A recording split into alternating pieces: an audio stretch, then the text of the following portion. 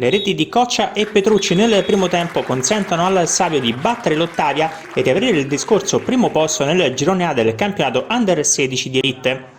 La formazione di casa parte subito forte in avvio di primo tempo. Al quarto minuto infatti Coccia qui crossa dalla sinistra, non c'è nessun compagno pronto ad intervenire, ma lo stesso numero 9 che poi va a raccogliere il servizio a centro area con il pallone che sfila di poco a lato.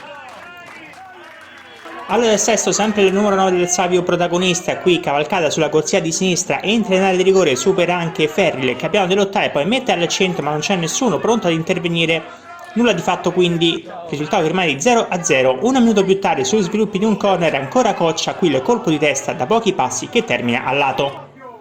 L'Ottavia prova a farsi vedere al decimo sui sviluppi di un calcio piazzato con il pallone che però termina abbondantemente al lato della porta del Savio. Poi ancora la formazione di casa qui trova il gol del vantaggio al 26esimo del primo tempo, il cross della destra di Navarra, il tocco di Carnovale per Coccia che con il sinistro mette il pallone in rete ed è il gol del vantaggio importante 1-0 del Savio sull'Ottavia. Quando siamo giunti al 26esimo nel corso del primo tempo si sblocca l'incontro, il match clou della giornata del girone A Under 16 di Elite. Poi ancora il Savio al 40esimo trova anche il gol del raddoppio da Esposito per Coccia, suggerimento in profondità per Petrucci che con il sinistro mette il pallone sul secondo palo, raddoppio della formazione di casa. Quindi quando siamo giunti al 40esimo minuto nel corso del primo tempo, 2-0 del Savio sull'Ottavia, con l'inquadratura per il numero 11 Petrucci, l'autore del gol del raddoppio.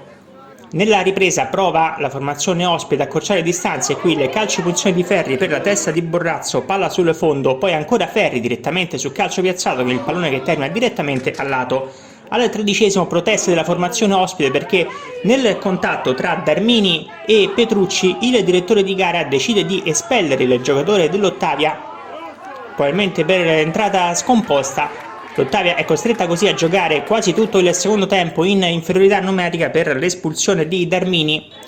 Succede poco o nulla nella ripresa, qui al 25esimo il calcio punizione di Portella per Cordova con il pallone che termina al lato. Dopo 4 minuti di recupero arriva il triplice fischio del direttore di gara con il Savio che batte l'Ottavia per 2-0, decidono le reti nel primo tempo di Coccia e Petrucci.